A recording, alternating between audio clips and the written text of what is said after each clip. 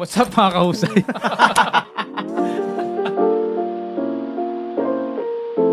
Nakita ko siya from ground up talaga. So doon ko nang nakita na parang ayaw ko ng gantong buhay, ayaw ko ng ganung buhay.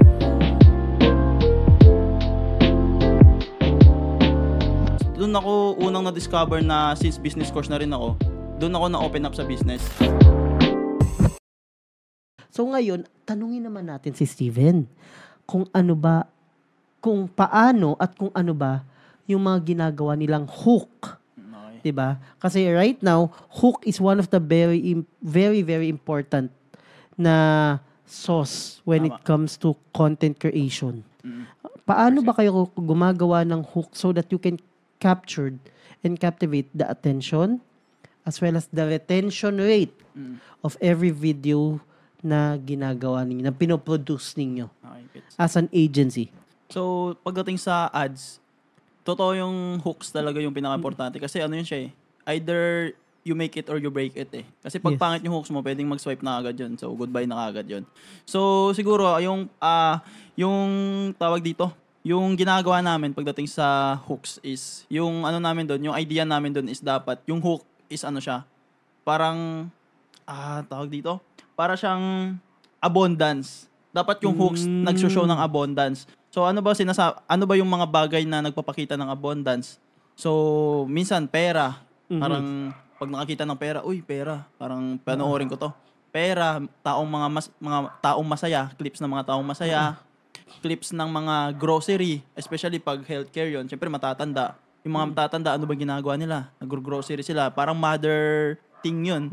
So pag nakita sila ng mga maraming grocery, parang for me, parang na ano nila yun na, pet panoorin ko to. Kasi relatable yun. Relatable yung mga ganun. So, yun yung mga lagi lang namin nilalagay sa utak namin pag gagawa kami ng hooks. Dapat abundant siya, tapos relatable siya sa target audience. So, yun yung mga type ng hooks na ginagawa namin. Okay. Tapos sabi mo kanina, same body, no? But different hooks. Okay. So, paano nyo siya pinupull off and then being and putting it in a very good ad creative? Actually, dun sa yung ads kasi is, may mga tinatawag kaming parang beta test. Yes. Parang may beta testing siya.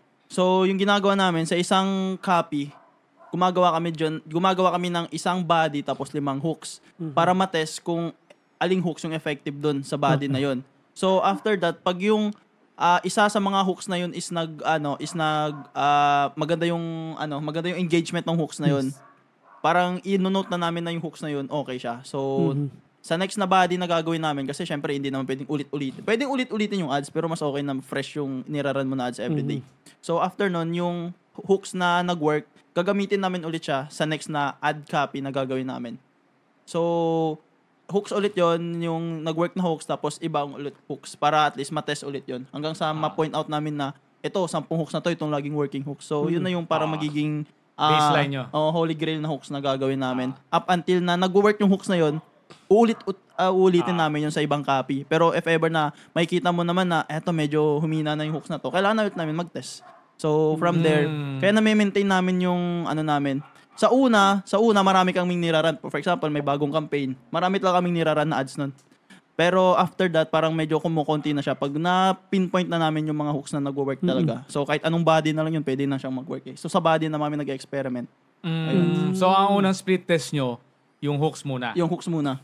Tapos yung body. Pag okay na yung holy grail nyo ng hooks. And then yung sa holy grail ng hooks, ginagawa nyo parang tinitwist nyo rin ba? Like, itong nakakuha kayo, let's say, ng 10 magagandang hooks, winning hooks. Kumbaga, nire-replicate nyo ba yun o parang ginagawa nyo ng panibagong video pero similar yung theme ng hooks?